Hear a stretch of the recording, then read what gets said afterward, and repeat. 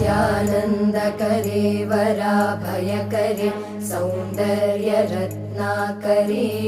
निर्दोताखिल घोरपावनकरे प्रत्यक्ष माहेश्वरे ज्ञालेयाचलवंशपावनकरे काशीपुराधीश्वरे भिक्षां देहि कृपावलम्बनकरे मातान्नपूर्णेश्वरे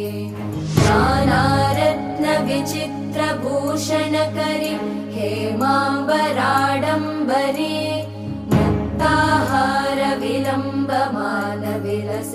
वक्षोजकुम्भान्तरे काश्मीरागरुवासिता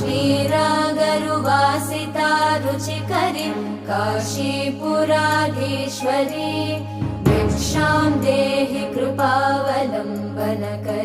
मातान्न